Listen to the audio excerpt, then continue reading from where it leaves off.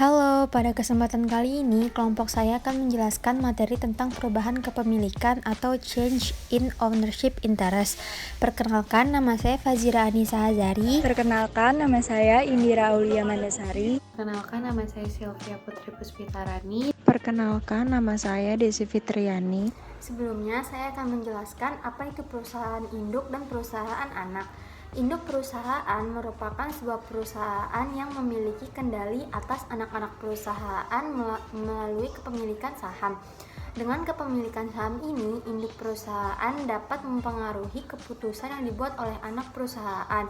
Induk perusahaan disebut juga sebagai parent company dan umumnya memiliki usaha sendiri selain usaha yang dilakukan oleh anak perusahaannya. Sedangkan anak perusahaan merupakan sebuah perusahaan yang mayoritas sahamnya kurang dari 50% dikendalikan oleh perusahaan lain atau induk perusahaannya.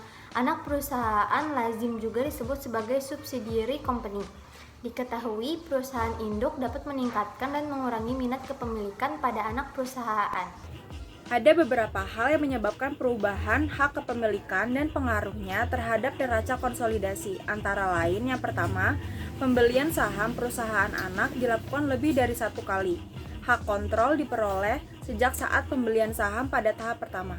Yang kedua, pembelian saham perusahaan anak dilakukan lebih dari satu kali. Hak kontrol diperoleh baru setelah beberapa tahap pembelian saham. Yang ketiga, pembelian dan penjualan kembali sebagian dari saham-saham perusahaan anak yang dimiliki perusahaan induk. Yang keempat, emisi saham atau penarikan kembali saham-saham perusahaan anak yang mempengaruhi hak-hak kepemilikan perusahaan induk. Dan yang terakhir, yang kelima, transaksi-transaksi saham yang ditarik dari peredaran atau treasury stock pada perusahaan anak. A. Akuisisi pada tahun berjalan. Dalam akuisisi pada tahun berjalan, ada dua metode yang digunakan, yaitu pre-acquisition earning dan pre-acquisition dividend. Di sini saya akan menjelaskan satu persatu apa itu pre-acquisition earning dan pre-acquisition dividend. Yang pertama, pre-acquisition earning. Pendapatan perusahaan yang digunakan untuk memperoleh saham periode lalu digunakan untuk menggabungkan perusahaan selama periode akuntansi. Ada dua konsep yang mendasari eliminasi pre-acquisition earning, yaitu 1. Sales dan expense sebelum akuisisi tidak termasuk dalam consolidated profit and loss. 2. Sales dan expense sebelum akuisisi termasuk dalam consolidated profit and loss. Yang kedua, pre-acquisition dividend. Dividen yang dibayar sebelum tanggal akuisisi dieliminasi dalam proses konsolidasi. Dividen dibayar atas pembelian saham perusahaan sebelum saham tersebut dimiliki oleh perusahaan induk selama periode akuntansi. Selanjutnya, B. Kepemilikan saham bertahap.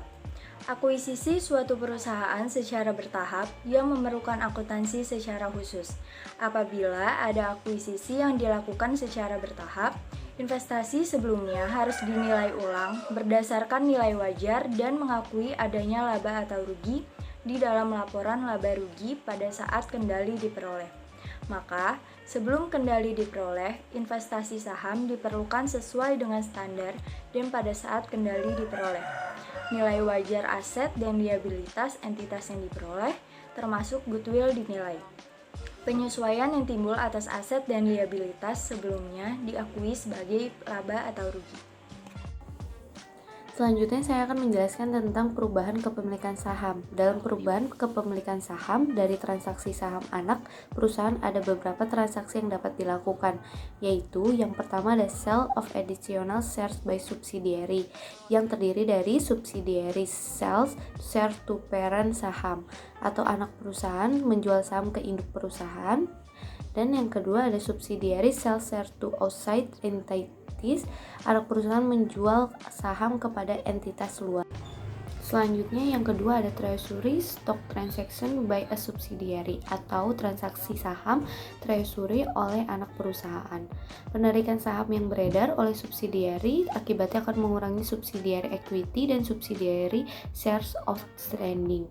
Apabila treasury stock diambil dari minority shareholders dengan book value, tidak akan mengubah bagian induk dalam subsidiary meskipun presentasi kepemilikan meningkat. Perubahan treasury stock dari minority stockholders dengan nilai di atas atau di bawah nilai buku akan menurunkan atau menaikkan parent sharehold subsidiary book value serta meningkatkan presentasi kepemilikan. Perubahan ini mengharuskan parent untuk menyesuaikan saldo investment in subsidiary dengan lawan additional PIC atau PIC.